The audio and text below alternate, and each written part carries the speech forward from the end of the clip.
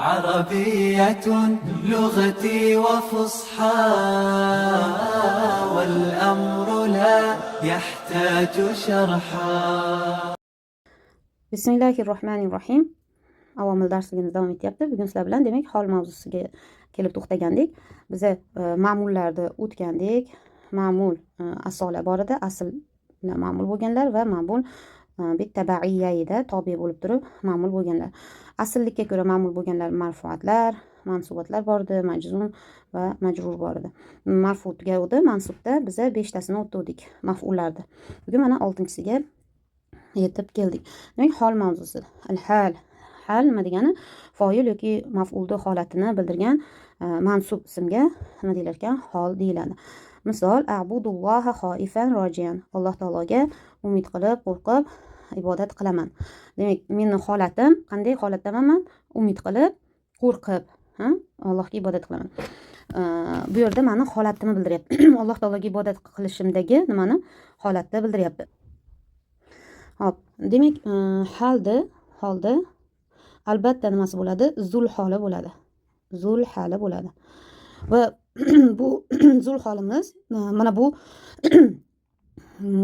zul hol zul holda holatini bildiradi. Ya'ni zul hol foil, demak zul holimiz foilda yoki zul hol foil yoki maf'ul bo'lishi mumkin ekan. Hop, zul hol bilan holda albatta nimasi bo'ladi? Shartlari bo'ladi. Xuddi mubtado xabarda sharti bo'lgandek. Ya'ni qiyos qiladigan bo'lsak, masalan, mubtado ma'rifa bo'ladi, ba'zan nakira bo'ladi-ku. Ya'ni xabar nakira bo'ladi va ba'zan ma'rifa bo'lishi mumkin. Va mubtado xabar jinsda moslashadi, sonda moslashadi, to'g'rimi? Hop, mana shunday, mana 3 ta shartiga o'xshab zul hol bilan hol ham qiyos qilsak bo'ladi. Ya'ni birinchi nimasi? Zul hol doim ma'rifa bo'ladi. Hol esa nakira bo'ladi. Bu yerda hol a'budulloha xoifan rojiyan deganda xoifan hol bo'ladi, to'g'rimi? Hal. Xo'p, nimadan hol bo'lyapti? Men qo'rqqan holatda Allohga ibodat qilaman. Demak, meni qanday holatni bildiryapti? Meni holatim qo'rquvchi bo'lgan holda. Demak, buni bu yerda ana a'buduni foili bo'ladigan bo'lsa, demak mana shu foilni nimasini bildiryapti? Holatini bildiryapti. Ana zamiri ma'rifami, nakirami? Zamirlar ma'rifaga kiradi. Demak, bu yerda hozir mana ana foildan zamirdan nima bo'lyapti? Xoifan hol bo'lyapti. Xo'p, ikkinchi masalan zul hol deylik muzakkarda bo'lsa, hol ham muzakkarda bo'ladi. Agar zul hol muannasda bo'lsa, hol ham nima bo'ladi? Muannasda bo'ladi. Yoki sonda moslashadi. Bu birlik bo'lsa, bu ham nima bo'ladi? Mufrat bo'ladi, ya'ni birlikda bo'ladi. Agar bu ikkilikda musanna bo'lsa, ikkilik bo'lsa, bu ham nima bo'ladi? Musanna ikkilik bo'ladi.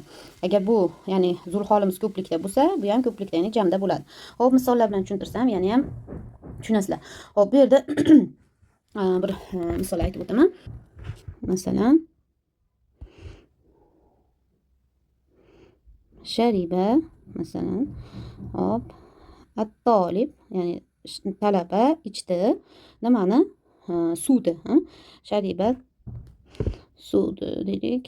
Sharibat tolib ma'a, sunnatga muvofiq aytsak, o'tirgan holatda deymiz, o'tirib ichishlik sunnat. Hop, sharibat tolibul ma'a jalisan. Hop, talaba suvni nima? O'tirgan holda ichdi. Hop, bu yerdagi nimani holati? Qani hol? Jalisan bu yerda hal bo'lyapti, ya'ni hol bo'lyapti. Nimani holatini bildiryapti? Talabani holatini bildiryapti. Hop, demak foildan nima bo'lyapti? Hol bo'lyapti. At-tolibimiz bo'lsa, nima bo'ldi? Zul hal bo'ldi. Hop, zul hal. Bu yerda birinchi shartni ko'ramiz. Ma'rifami zul holimiz? Birinchi shartga to'g'ri keldi, ma'rifa. Hop, holimizchi nakirami? Nakira. Hop, holimiz muzakkarmi? Tolib kalimasi muzakkar. Hop, holimiz zul holimiz degan, zul holimiz muzakkarmi? Ha, muzakkar. Holimiz ham muzakkar. Hop, birlikdami? Ha, tolibani demadi, balki tolib deb tolibu deb bitta aytdi. Nimamiz ham halimiz ham mana birlikda bo'lyapti. Hop, endi agar talaba qiz turgan holatda ichdi desamchi, agar talaba qiz turgan holatda ichdi desam, sharibat endi talaba qiz deb mana tolibatul ma'a nima bo'ladi endi? Jalisatan bo'ladi. jalisatan. Xo'p, shartlarga to'g'ri kelyaptimi? Ha, bu ma'rifa bo'lyapti. Holimizchi nakira bo'lyapti. Birlikda bo'lyapti. Bu ham birlikda bo'lyapti. Xo'p, muannas bo'ldimi? Mana bu muannas bo'ldimi? Bu ham nima bo'ldi? Muannas bo'ldi. Xo'p, tushunarli bo'ldi. Endi masalan, deylik ikkilikka misol qilib aytadigan bo'lsam, ikkita talaba o'tirgan holatda ichdi demoqchiman. Agar ikkita talaba o'tirgan holatda ichdi bo'lsa qanday bo'ladi? Hop, shuni qilamiz. Hop. Shariba, ya'ni fe'limiz turaveradi, ikkilik bo'lsa ham. Shariba tolibani, ikkita talaba ichdi. Hop. Shariba tolibanil ma'a. Endi mana bu ikkilik bo'lganligi uchun men holda ham nima qilishim kerak? Ikkilikda berishim kerak. Jalisan desam, hozir birlikda bo'ladi. Endi ikkilik qilishim uchun jalis kalimasiga alif va nunni qo'shaman, to'g'rimi? Jali sani bo'lish kerak edi. Jali sani bo'lish kerak edi. Lekin hol qanaqa ism dedik? Mansubotlarga kirgizdik, to'g'rimi? Mana bu mansub ism dedik. Hop, demak jali sani deshim to'g'ri emas. Holda men mansub mana shu kalimani jali sani mansub qilishim kerak. Demak jali sayni bo'lar ekan. Jalisayni. Hop, tekshiraman. Tolibani kalimamiz alif lam olyapti, ma'rifa. Hop, jalisayni nakira. Bu shart uyg'un keldi, endi to'g'ri bo'ldi. Demak, buni tekshiramiz. Tolibani muzakkar, jalisayni ham muzakkar. Hop, bu ikkilikda bo'lyapti, bu ham ikkilikda bo'lyapti. Demak, jinsda sonda moslashdi. Bittasi ma'rifa bo'ldi va zulholimiz ma'rifa bo'ldi va holimiz nakira bo'ldi va yana foildan bitta hol bo'lyapti. Foilni hay'atini, holatini bildiryapti. Ikkita talaba o'tirgan holatda suv ichdi. Ikkita talaba qiz desam, xuddi shunday toliba tani deyman. Toliba tanil ma'a jalisat bo'ladi. Endi muannas-ku jalisatayni bo'ladi. O'zi jalisatani edi, mansub ism bo'lgani uchun hop jalisatayni deb ikkita talaba qiz o'tirgan holatda suvni ichdi. Agar ko'plik qilsamchi, talabalar o'tirgan holatda suv ichdilar deydigan bo'lsam, nima bo'ladi?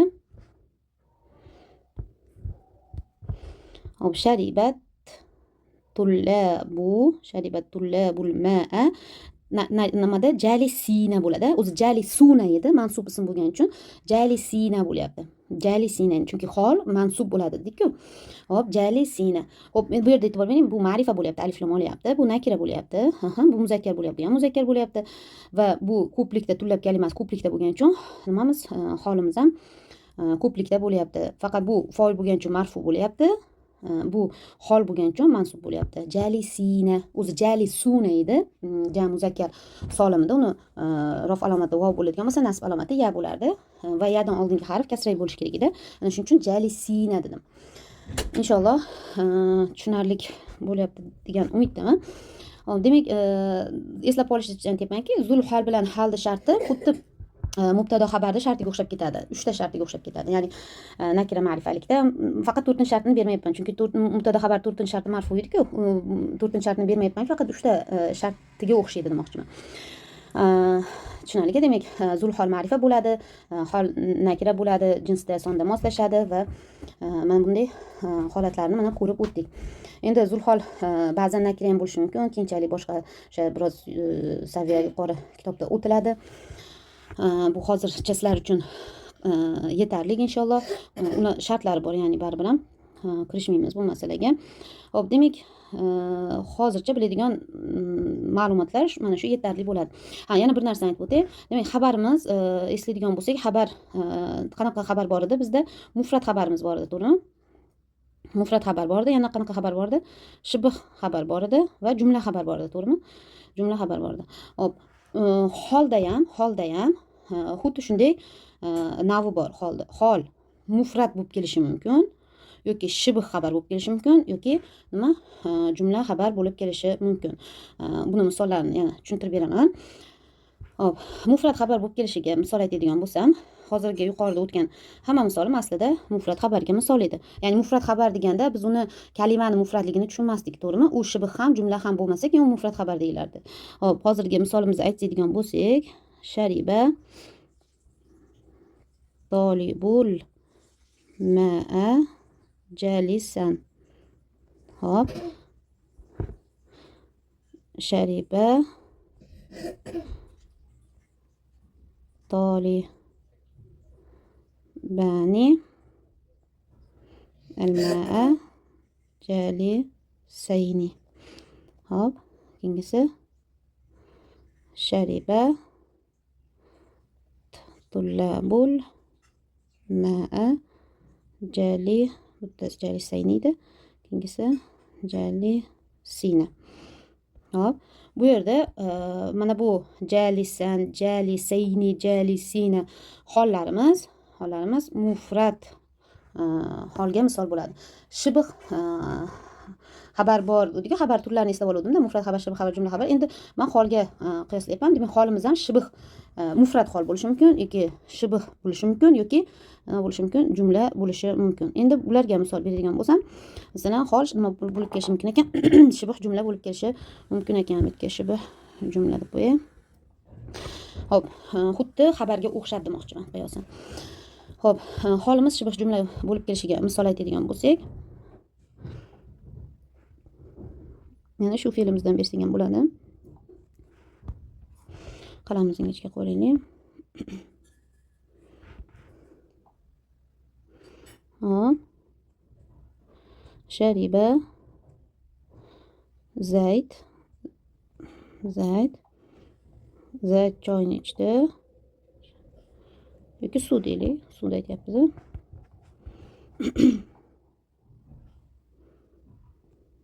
Yana choy deyapman. Ma hop. Fil kub desak, kub degani stakan. Fil kubi. Hop. Endi Zayd suvni stakanda bo'lgan holda nima qildi? Ichdi. Hop, bu yerdagi masalan fi kelyapti-ku, fi bor. Bu maf'ulun bihi bo'lishi mumkin emasmi? Masalan, suv kubni ichida turibdi-ku, stakanda ichida turibdi-ku deyilsa, nima deb javob beramiz? Bu yerdagi fi. Suv uni ichida turibdi, lekin maf'ulun fih deganda nimani tushunardik? Maf'ulun fih, ya'ni zarf makan yoki zarf zamonga dalolat qilgan ismida. Xo'p, ya'ni fe'lni ish harakati ana shu zamonda ichida bo'lishi kerak edi yoki fe'lni ish harakati u makonda ichida bo'lishi kerak edi, to'g'rimi? Xo'p, mana shu yerdagi fil kub deganda Zayd suvni mana shu suv kubda bo'lgan holatda ichdi. Hozir bu yerdagi fil kub nimadan hol bo'lyapti? Mana bu almadan, ya'ni maf'ulun bihidan hol bo'lyapti, to'g'rimi? Biz yuqorida aytdik-ku, hol deganda foilni holatini yoki maf'ulni holatini bildirgan mansub ism dedik. Xo'p, bu yerda ya'ni kubni ichida bo'lgan holatda o'sha suvni ichdi deganda Zaydni ichishligi mana bu ichish kalimasi nimani? Mana bu stakanning ichida bo'lmayapti, balki suv buni ichida bo'lyapti. Tushuntira olyapmanmi? Ya'ni Zayd suvni stakanda bo'lgan holatda ichdi. Ya'ni maf'ulun fi qandagida ish harakat zamonda ichida sodir bo'lardi yoki makonda ichida sodir bo'lardi. Hozir mana bu ichishlik suvni kubni ichida emas-da. Tushuntira oldimmi? Demak, bu yerdagi fi nimaga fi harfi nima bo'lyapti? Fe'lni ya'ni fe'lga mana shu shariba fe'liga mutaalliq bo'lmayapti. Ya'ni fil kubi o'zi kainanga mutaalliq bo'lyapti. Ya'ni stakanda bo'lgan holatda suvni ichdiga. Ya'ni jar majrur qilib turib sharibaga mutaalliq qila olmaymiz. Bu yerdagi fil kub nima bo'ladi? Hol bo'ladi. Nimadan hol bo'ladi? Madan hol bo'ladi. Xo'p, demak, stakanda bo'lgan holatda suvni ichdi. Hozir demak, bu yerdagi holimiz aytdik-ku, shibh jumla bo'ladi. Fil kub kalimamiz shibh jumlamiz hol bo'lyapti. Biz qaysi nimada bir darsda konkurs sifatida bergandik, ya'ni bittaga zarf mustaqil bo'lyapti-da, zarflar emas, fe'l turibdi-ku desiz, fe'l turibdi, lekin fil kub sharibaga mutaalliq bo'lmaydi, balki kainanga mutaalliq bo'ladi. Ya'ni masalan, Zaydun deylik, fil madrasa deganimizda fil madrasa xabar bo'lardi-ku, ya'ni zarf mustaqorda tushuntirgandik. Ya'ni zarf mustaqor xabar bo'lib kelishi mumkin yoki sifa bo'lib kelishi mumkin yoki hol bo'lib kelishi mumkin deb aytgandik-ku. Mana qarang, fil kub bu yerda nima bo'lyapti? Hol bo'lyapti. Hop, yana bir misol beraylik tushunish uchun. Yana ham masalan, ro'aytu fe'lini olsam, ro'aytu al-usfura, ya'ni chumchuqni ko'rdim. Hop, qayerda bo'lgan holatda? Fil qafasi. Qayerda bo'lgan holatda ekan? Qafasda bo'lgan holatda ko'rdim. Ya'ni bu yerda masalan fil qafas jar majrur roitiga mutaalliq qilmaymizmi desa, yo'q, bu yerdagi fil qafas hol bo'ladi. Nimadan hol bo'ladi? Chumchuqni men ko'ryapman. Ana shu chumchuq nimada? Qafasning ichida bo'lgan holatda. Ha, mana bu ichida degan narsa bor-ku, this is qaytarib aytyapman, maf'ulun fihi ana shu ish harakat zamonda ichida bo'ladi yoki makonda ichida bo'ladida. Mani ish harakatim, men qafasni ichiga tusha olamanmi? Qafasni ichida emasman-ku men. To'g'rimi? Hozir bu yerda ra'aytu bo'lib men ko'rdim deyapti-da. Ya'ni qafasni ichiga kirib mani ko'rishligim agar gerçeklashganda, ya'ni to'g'ri bo'lganida edi, ana shu narsa maf'ulun fihi bo'lardi. Men qafasni ichiga kirib ko'rmadim-ku. Mani ish harakatim uni ichida sodir bo'lmadi. Qush uni ichida, lekin mani ko'rishligim uni ichida sodir bo'lmadi-da. Men uni ichiga kirib turib keyin qushni ko'rmadim, balki qushni qafasda bo'lgan holatda ko'rdim. Masalan, maf'ulun fihida o'tgan darsda maf'ulun bihi g'oyri sarih, maf'ulun fihi, maf'ulun li ajliklarda misol berib o'tganmiz. Masalan, darostu bir misolda aytgandim. Darostu fi sof deganda. Darostu fi soffi deganimizda sinfda dars qildim deyapti. Mana shu yerdagi fi soffi nima bo'ldi? Maf'ulun fihi bo'ldi. Bu mutaalliq, mana bu darostuga mutaalliq bo'la oladi-da. Bittagi fi soffi endi biz maf'ulun fihi deya olamiz. Nimaga? Chunki meni dars qilishligim mana shu sinfni ichida bo'ldi. Mana shu masalan parta va stol turibdi deylik. Parta va stolda o'tiribman. Misol mana shuni ichida bo'ldi. Meni ish harakatim, meni dars qilishligim mana shuni ichida sodir bo'ldi-da. Lekin men ko'ryapman, mana bitta qush turibdi va qush qafasning ichida, to'g'rimi? Men agar qush mana bu qafasning ichida bo'lganimda edi, u maf'ulun fihi bo'lardi. Lekin men qafasning ichida emasman, balki qush qafasning ichida. Tushunarlikmi? Ana shuning uchun al-usfura bitta maf'ulun bihi bo'lsa, fil qafas nima bo'ladi? Jar majrur fi mahalli nasbin hal al-usfur bo'ladi. Ya'ni usfurga hol bo'ladi. Ya'ni qafasda bo'lgan chumchuqni qafasda bo'lgan holatda ko'rdim bo'ladi. Xo'p, endi holimiz jumla ham bo'lib kelishi mumkin ekan. Inshaalloh tushuntira oldim degan umiddaman. Qaytarib aytyapman. Agar fe'l mana shu ish harakat zamonda ichida sodir bo'lsa yoki makonda ichida sodir bo'lsa, keyin maf'ulun fihi. Fissof, qarang, darostu fissof deganda meni ichida o'tiribman-da. Tushuntira oldimmi? Hop, masalan, ji'tu al-yawma desam, al-yawma kalimasi yoki ji'tu fi hazihi al-ayyam desam, qarang, fi hazihi al-ayyam maf'ulun fihi. Nimaga maf'ulun fihi deyolaman? Chunki shu kunlarda ichida meni ish harakatim kelganligim bilinyapti-da. Shu uni ichida, shu kunlarda ichida bo'lyapti-da. Tushuntira oldimmi? Bu yerda ra'aytu usfura fil qafas deganda mana shu qafasda nimasida emas, meni ish harakatim uni ichiga kirib olmaganman, balki qush uni ichiga kirgan. Inshaalloh tushuntira oldim degan umiddaman. Demak, jumla hol jumla ham bo'lib kelishi mumkin ekan. Buni ko'rib o'tamiz. Bilamizki, jumlamiz jumla ismiyaga bo'linadi va jumla fe'liyaga bo'linadi, to'g'rimi? Hop, jumla ismiyaga misol aytadigan bo'lsam, hol jumla ismiya ham bo'lib kelishi mumkin ekan. Demak, holimiz jumla ismiya ham bo'lib kelishi mumkin ekan. Misol aytsak, xuddi shu misolni beraman, qarang. Shariba deyman. Talib, talaba ichdi va huwa jalisun. Bu yerdagi mana bu yerda vav holiya bo'lyapti va huwa jalis kalima jumlamiz esa, jumla ismiyamiz esa nima bo'lyapti?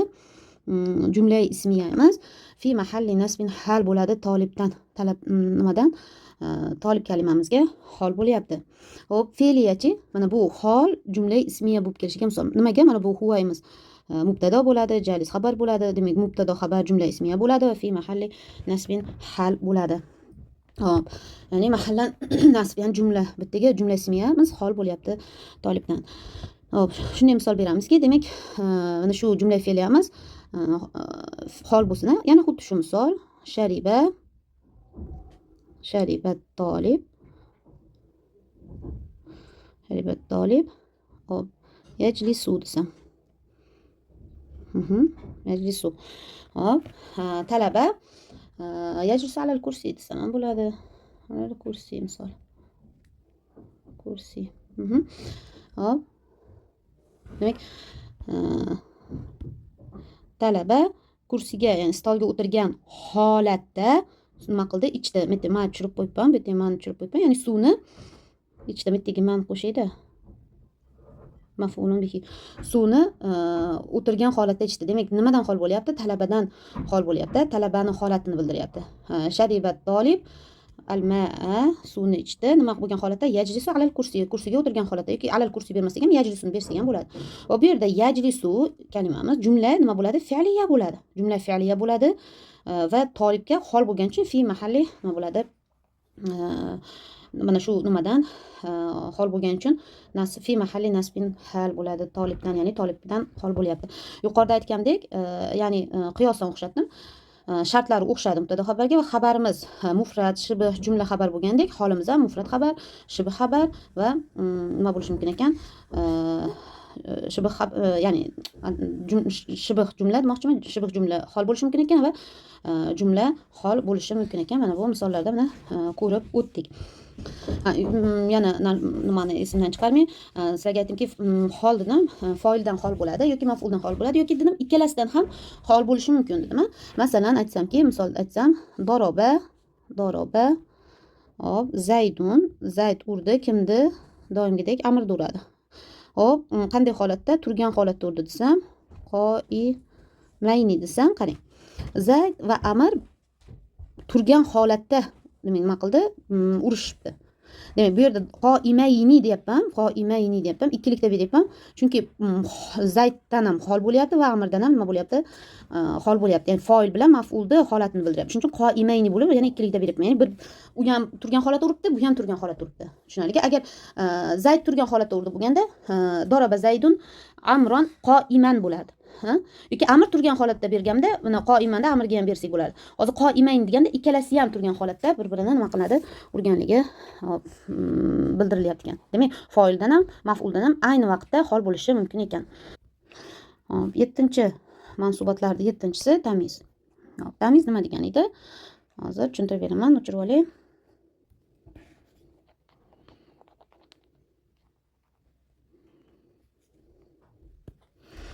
Hop, 7-chisi tamiz deyilyapti. Tamiz bir kalimani mubhamligini ketkizgan yoki jumlani mubhamligini ketkizgan mansub ismdir.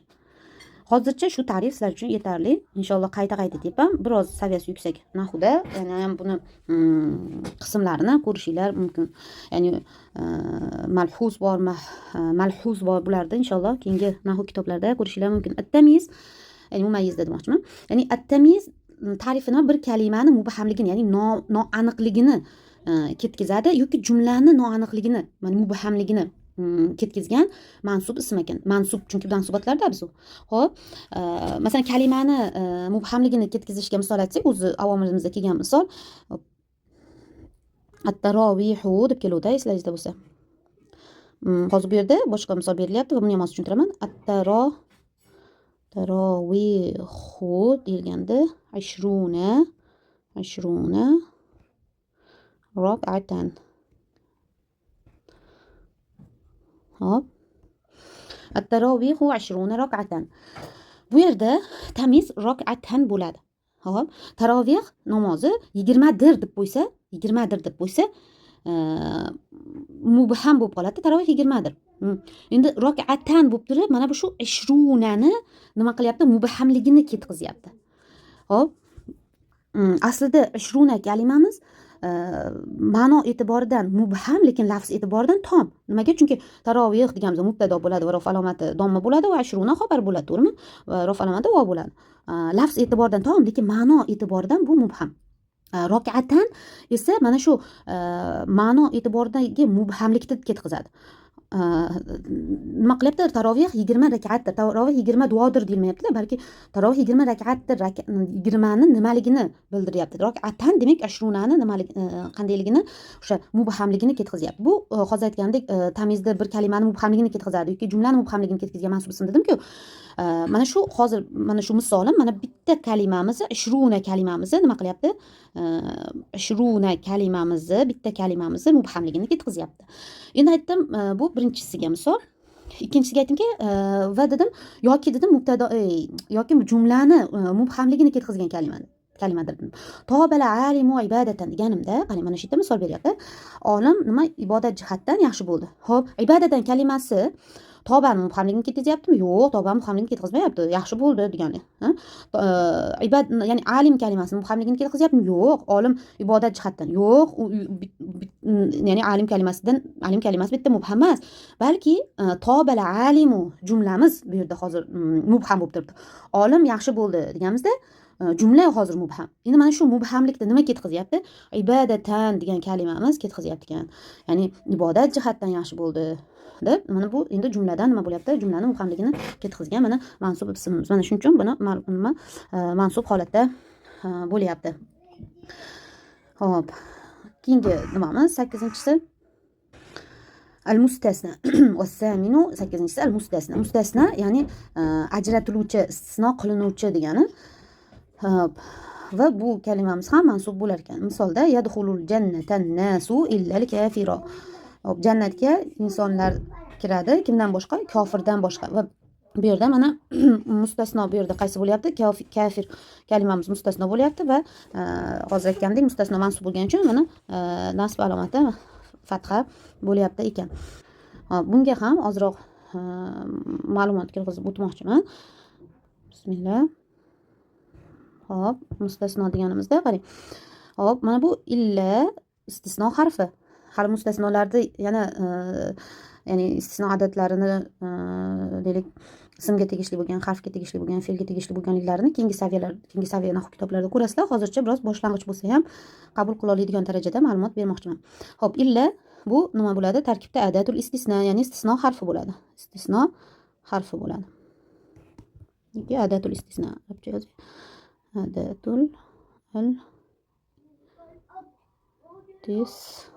Adatul istisna. Nasu kalimamiz esa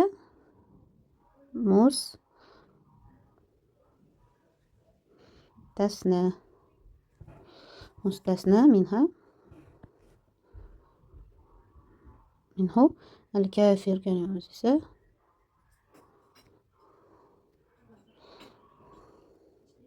mustasna bo'lar ekan. Hop, demak qarang, 3 ta narsadan tashkil topyapti. Mustasna minhu adatul istisna va mustasnadan tashkil topyapti. Hop. Yadkhulul jannatan nasu illal kafira deganimizda bu yerda al kafira biz hozir mustasnadamiz, mustasna mansub bo'ladi deyapmiz. Al kafira demak bu yerda hozir mustasna, ya'ni ajratiluvchi. Mana bu nimadan ajratilyapti? Nas kalimasidan. Chunki insonlarga ham musulmonlar ham kiradi, ham kofirlar ham kiradi, to'g'rimi?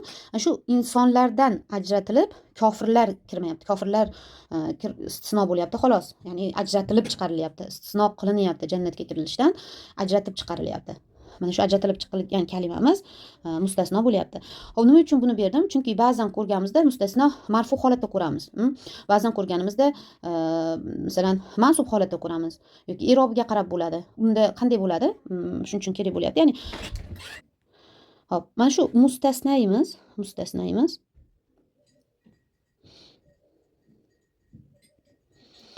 munqati' bor.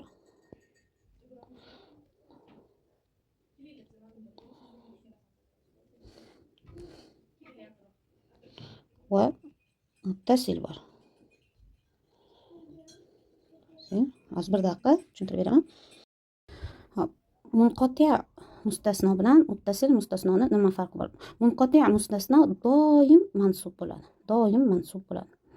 Hop, muttasil mustasnoimiz esa buni 3 ta holati bor. Hop, munqati' mustasno deb o'zi nimaga aytiladi? Biz formula qiladigan bo'lsak, mustasna minhu qo'shamiz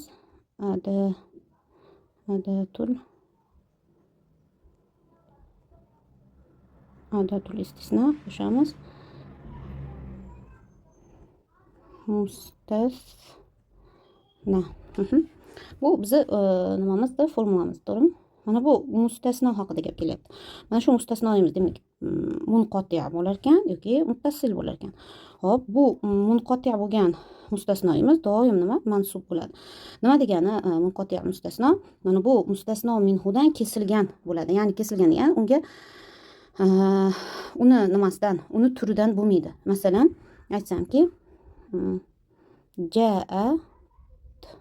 ja'at tullabu illa mudarrisan Mhm. Talabalar keldi, ustozdan boshqa deyapti. Ya'ni ustoz istisno talabalar kelganligini bildiryapti. Ustoz istisno qilinyapti talabalardan va ustoz kalimasi talabaga kirmaydi. Ya'ni ustoz talabadan emas. Agar aytsamki ja'at tullabu illa zaydan desam, yozaydi. Agar aytsamki bu yerga yozaylik, ja'at tullabu illa zaydan desam, bu zayd tullab, ya'ni talabalardan biri bo'ladi-da. Bu munqati emas. Ya'ni talabalardan bir qismi, ya'ni talabalarni bittasida zayd. Lekin mudarris esa talabalarni bittasi emas. Ustoz, ya'ni dars beruvchi kishiga ustoz deyiladi. Xo'p, tullab bo'lsa dars oluvchi kishiga. Xo'p, talabalar keldi, ustozdan boshqa deyapti. Demak, mana bu mustasno minhudan nima bo'lyapti? Ya'ni talabalarga kirmayapti mudarris. Mana shu mustasnoimiz munqati deyilar ekan, kesilgan mustasno. Va u doim nima bo'lar ekan? U doim hop mansub bo'lar ekan. Shuning uchun har doim agar mana shu deylik mustasno minhuga nimasiga kirmayaptimi, turiga kirmayaptimi, har doim uni nima qilamiz? Mansub qilamiz. Bu bizga tushunarli. Hop, muttasil istisnolarda 3 ta holati bor. Shularni bilib o'taylik. Keyinchalik balki o'sha yana ham ko'proq misol ko'rganlaringizda tushunib ketasizlar. Faqat muttasil mustasnoni turlarini ko'rsatib o'tmoqchimanki, nimaga? Chunki ertaga masalan rof holatda ko'rganlaringizda, mana mustasno, mana bu marfu bo'lib turibdi-yu, nimaga biz mansub deb o'tgandik degan narsa kelmasligi uchun. Hop, muttasil mustasnoda holat ko'rsataman, 3 ta holati bor. Bunda jumlamiz da mustasno minhu zikr qilinadi va jumla nima bo'ladi? Tom bo'ladi. Demak, mustasno minhu zikr qilinadi. Ya'ni bor bo'ladi, demoqchiman, zikr qilinadi va jumla nima bo'ladi? Birinchisi va ikkinchisiki jumla tom bo'ladi. Ya'ni tom deb ham tom, ham ijobiy. Ya'ni ijobiy degani nafiy qatnashmaydi. Ya'ni jumla nima bo'ladi? Tom va ijobiy. Hop, masalan, qarang. Jaa hozirgi nima? Ja'at tullabu, talabalar keldi. Jumla mustasno minhu zikr qilinyapti. Mana bu mustasno minhu zikr qilinyapti. Ha, bor.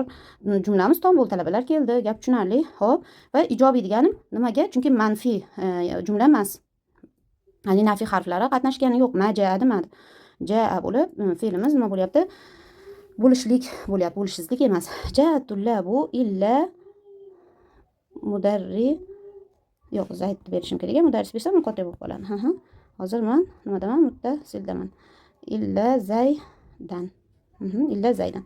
Demak, mana bu jumla hozir aytgandek, mustasno minhuyim, mana mustasno minhuyim zikr qilindi va jumla tom bo'ldi va manfiy jumla bo'lmadi, to'g'rimi? Bo'lishlik fe'l emas, bo'lishsiz fe'l emas degani, bo'lishlik fe'l. Mana shunda zaydan deyishligimiz, mansub mustasnoni mansub qilishligimiz vojib. Endi jumlamiz, ya'ni mustasno minhu zikr qilinadi. Ikkinchi jumlamiz ham tom bo'ladi, lekin manfiy bo'ladi. Nima degani?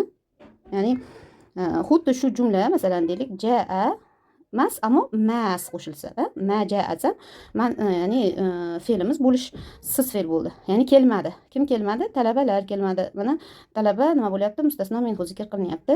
Illa, hop, zaydun deyishim ham mumkin. Zaydun deyishim ham mumkin yoki zaydan deyishim ham mumkin.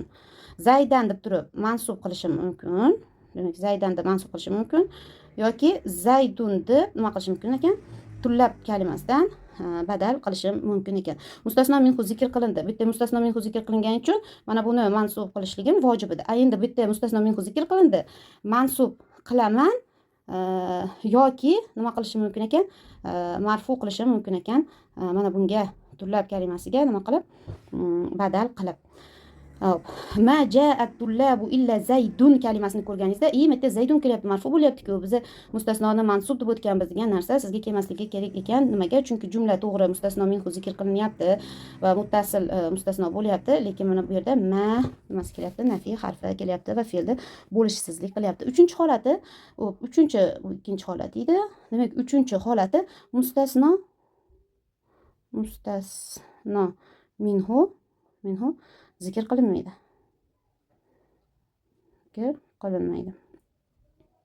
Hop. Zikr qilinmagani uchun endi omiliga ko'ra bo'ladi. Ya'ni o'sha jumlamiz nimaga muhtoj? Ana o'sha jumlaga qarab turib nima qilishimiz mumkin ekan? Mustasno minhuni qo'shishimiz mumkin ekan. Va jumlamiz tom bo'lmaydi, noqis jumla bo'ladi. Ya'ni jumla tom bo'la olmay qolar ekan. Jumlamiz noqis jumla bo'lib qoladi. Ya'ni degani tom jumla bo'lmaydi. Mustasno minhu yo'q-ku. Hop, va nima bo'ladi? Manfiy bo'ladi. Manfiy bo'ladi. Ya'ni fe'limiz bo'lishsizlik bo'ladi. Masalan, ma jaa deganimda kelmadi, ha? To'g'ri, u kelmadi degan narsa huva bor-ku deyishingiz mumkin, lekin mustasno minhu zohir nima bo'lishi kerak? Ism bo'lishi kerak. Bu yerdagi ma jaa deganimda illa, bu nimaga muhtoj? Foilga muhtoj. Ana shuning uchun bu yerda nima bo'lyapti? Zaydun bo'lyapti. Yana ham inshaalloh misollar bilan keyinchalik yana boshqa bir kitoblarda ko'rsanglar mustahkamlanib ketadi. Hozircha sizlarga shu yetadi. Ya'ni mustasno munqati bo'ladi, muttasil bo'ladi, muttasil mustasnoimiz yana 3 ga bo'linib ketadi. Hop, Madina kitobimizda buni kengroq yana sharhlab bergan. Tuhfat Sani kitobida ham berilgan va boshqa Qotirunada kitobida bo'lsin, boshqa saviyasi, ya'ni avomil kitobimizdan biroz yuksak saviyadagi kitoblarda albatta misollar bilan yana ham keng tushuntirib berilgan. Hozircha bizga shular yetadi. Ya'ni mana shu narsalar bo'linishligi, ya'ni sizlarda ertaga mana shu holatni ko'rsanglar, biz bunaqa deb o'tgandik-ku degan narsa kelmasliklaringiz uchun aytib aqlida o'tildi. Xo'p, demak 10-chisi ismu bab inna bobini, demak ismi biz bu nimalarni omilda ko'rgandik, innani va nahovatlarini va qanaqa ma'noda kelishlarini. Albatta savol haqdir deganda mana inna suala bo'lib turib, innani ismi nima bo'lyapti? Mansub bo'lyapti. Xo'p, 11-chisi val hadi ashar ismu la li nafi jins. Nafi jinsni, ya'ni la nafi jinsning ismi. Xo'p, ismi nima ekan? La ta'ata mughtabin maqbulatun. Bu haqida ham biroz ma'lumot bo'lsa ham berib o'tganmiz oldin. Demak, mana buni ismi, mana qarang, bu lani ismi mansub bo'lyapti va u mudof bo'lyapti. Xo'p, 12-chisi xobaru ma va la mushabbahatayn bilaysa. Laysaga o'xshovchi harflarda ma va lani nimasi ekan? Xobari ekan. Xo'p, xobarni topamiz. Hop, mal g'ibatu halalan va la namimatun jaizatan. Bu yerda qani nimasi xabar mansub bo'lyapti? Mana bu yerda halalan, demak, ma'ni xabari va la namimatun jaizatan bo'lib, lani xabari bo'lyapti. La nafi laysaga o'xshovchi lani va ma va lani, ya'ni emas deb tarjima qilinadi. G'iybat halol emas va chaqimchilik joiz emasdir deb. Hop, 13-chisi al-fi'l mudari allazi dakhalahu ihda an-nawasib nahwu yuhibbu an yughb farazunubi. Demak, mudori fe'liki unga navosiblardan biri kelsa, navosiblarni o'rtganmiz, anlan izan kay. Mana bitta an kelyapti. Mana an kelganligi uchun mudori fe'limiz nimada bo'lyapti? Mansub bo'lyapti anda sababida. Mana shu mudori fe'limizni hozir omildamiz. Bu ma'muldamiz. Mana bu demoqchi edim, ya'ni buni nazarda tutmoqchi. Bu omilda o'tganmiz demoqchiman. Ya'ni yughfaro bo'lib, bu esa ma'mul bo'lyapti. Mana bu ta'sir qiluvchi, bu ta'sir qilingan kalimamiz ma'mul. Demak, ma'mul bil asola, asllikka ko'ra ma'mul bo'lganlarimizni mansubotlari unda 13-chisi muzori fe'lini mansub bo'lishligi sharti shuki, nima qilsin? Nasb qiluvchi harflardan biri kelgan bo'lsin. Bu yerda mana an yughfaro bo'lib mansub bo'lyapti. Xo'p, endi jumlalarni tarkib qilib ketamiz. Hop, bu yerda abudulloha xoifan rojian deganda abudu demak fe'l muzori marfu rof alamati domma, uni foili ana domir mustatir, Alloh lafzul jalal maf'ulun bihi, xoifan xol bo'ladi, rojian ham xol bo'ladi degan ulamolar ham bor, yoki xoifanimiz xol bo'lib mafsuf, rojiyanda sifat degan nahv ulamolarimiz ham bor ekan. Demak, toba deganimizda fe'l modi fathaga mabni al alim fa'il uni rof alamati domma, ibadatan nima bo'ldi? Mana tamyiz bo'ldi. Mustasna nimasini jumlasini tarkib qilamiz. Yadkhulul jannatan nasu illa kafir deganimizga, ya'ni jannatga insonlar kiradi kofirdan boshqa. Demak, bu muzori fe'limiz, rof alamati domma, uni foili nas kalimamiz va bu mustasno minhu bo'lyapti. Jannata esa maf'ulun fihi bo'ladi. Hop, illa adatul istisna al kafira mustasna mansub va nasb alamati fatha bo'ladi. Hop, kana bobni xabari, kana al malaikatu ibadallohi ta'ala. Buni o'qidimmi-ki? Kanani tashlab ketdimmi? Subhanalloh. Hop, kanani xabari. Mana ibadalloh deganimizda mana xabari nima bo'lyapti? Mansub bo'lyapti. Demak, kana noqis fe'li. Hop, malaikat uni ismi, ibada uni xabari, mansub nasb alamati fatha u mudof bo'ladi. Alloh lafzul jalal mudof ilayhi majrur va jar alamati kasra bo'ladi. Ta'alada 3 ta i'rob bor. Inna su'ala haqqun. إن مشبهة بالفعل، سؤال إننا اسمه منصوب nasb alomati fatha bo'lyapti, haqqun esa innani xabari. Hop, keyingisi la ta'ata muqtabin maqbulatun deganimizda, demak la nafiy jins, ta'ata deganimizda lani ismi va u mansub bo'lib mudof bo'lyapti, muqtabin mudof ilayhi va jar alamati kasra, maqbulatin xabaru la bo'ladi, marfu va rafa alamati domma bo'ladi. Hop, mal g'ibatu halalan va la namimatu jaizatan deganimizda, demak ma laysaga o'xshovchi harf hisoblanadi. Al g'ibatu ma'na ismi, halalan ma'na xabari, nasb alamati fatha bo'ladi. La bittaga mushabbahatun bil laysa, namimatun uni ismi, jaizatan uni xabari va nasb alamati bu yerda mana xabar bo'lgani uchun fatha bo'lyapti. Muzori fe'limizni nasb qiluvchilarda biri kirgan muzori fe'limiz edi. 13-chisi uhibbu fe'l muzori marfu rafa alamati domma, foili ana bo'ladi. An harf masdar bo'ladi, nasb qiluvchi harflardan hisoblanadi. Yughfaro muzori fe'li majhul, nasb alamati fatha bo'lyapti. Demak, uni noib foili gunohlarim kechirilishini bo'lgani uchun zunubi uni noibi foili bo'ladi. Va bunda rof alomati taqdirda bo'ladi. Nimaga? Mana bu ga kirganligi uchun bunga mos shaklda kasra qo'yilgani. Demak, rof alomati domma taqdirda bo'ladi va u mudof bo'ladi. Zunub kalimamiz, mana bu ya mutakallim esa mudof ilayhi mahallan majrur bo'ladi. Demak, keyingi nimamizga o'tamiz. Va ammal majruru fasnani deyapti. Majrurlar ikkitadir. Ular jar harflar bilan nima qilingan, majrur qilingan. Nahu i'mal bi ixlasin, ixlos bilan amal qil. Bittagi bi harfimiz harfu jar bo'lyapti. Ixlos kalimamiz esa majrur va jar alamati mana kasra bo'lyapti. Demak, jar harfi bilan majrur qilingan deganda, majrurda, ya'ni jarda asl alomati bilamiz kasra, undan tashqari far'iy alomatlari ham bor. Hali o'tiladi inshaalloh. Hop, ketdik. Vasani, ya'ni majrur deganda faqat kasrani tushirib olmayliga, ya'ni kasraning noiblari ham bor, uni o'rinbosarlari ham bor. Val al majruru bil izofa, izofa bilan majrur qilingan ismimiz zanbul abdi, qulning gunohi uni qalbini qoraytiradi deganda, mana zanbul abdi deganimizda mana bu zanbu kalimamiz mubtado marfu rof alamati domma bo'lib turib, mana bu u mudof bo'lyapti-da. Mudof ilayhini, mana bu mudof ilayhini nima qilyapti? Majrur qilyapti. Bu yerda aytildiki, izofa bilan majrur qilingan. Mana bu, demak, mana bu muzofimiz, muzof ilayhini nima qilar ekan? Majrur qilar ekan. Xo'p, mana shu ikkita misolimizni ham ta'kid qilib qo'yaylik. Ya'mal, demak, amr fe'li bo'ladi, uni foili sukunga mabni bo'ladi, uni foili ya'mal bo'lgancha anta bo'ladi. Bi harfu jar, al ikhlasin ism majrur va jar alamati kasra, jar majrur mutallaq ya'malga bo'ladi.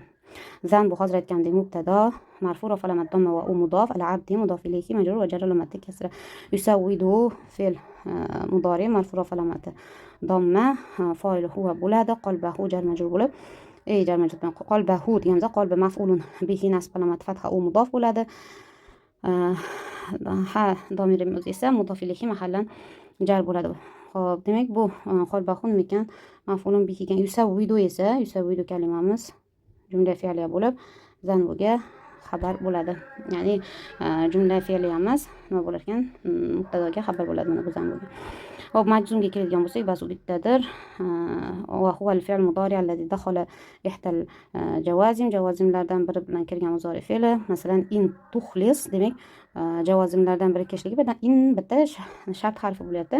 Tukhlis, agar ixlos qilsang, yuqbal amaluka, amaling qabul qilinadi. E'tibor bering, mana inimiz nima qilardi? Ikkita mudori fe'limizni majzum qilinadi. Bitta inimiz hozir omil, biz ma'mul bo'limida, biz ma'mulda mana bunga diqqat qilamiz. Demak, mudori fe'limiz nima bo'lyapti? Majzum bo'lyapti. Va bu yerda jazm alomati sukun bo'ladi. Hop, demak, in shart harfi, tukhlis fe'l shart, majzum va jazm alomati sukun va foili anta, yuqbal javobi shart, majzum va jazm alomati sukun va foili noib foil ekan, albatta, chunki majhul fe'l ekan. Hop, noib foili amaluka, amalu noib foili marfu va rof alamati domma va u mudof, kaf esa al-kaf mudof ilayhi muzof ilayhi bo'ladi, mahallan jar bo'ladi. Hop, inshaalloh tushuntira oldim degan umiddaman. Keyingi safar ikkinchi qismda ko'ramiz. Ya'ni ma'mullar bil asola dedik, ma'mul bit tabiiyya dedik, ma'mul bit asolani alhamdulillah tugatdik. Endi ma'mul bit tabiiyyaga o'tdik. Subhanaka Allohumma bihamdika ashhadu an la ilaha illa anta astaghfiruka va atubu ilayk. Assalomu alaykum va rahmatulloh.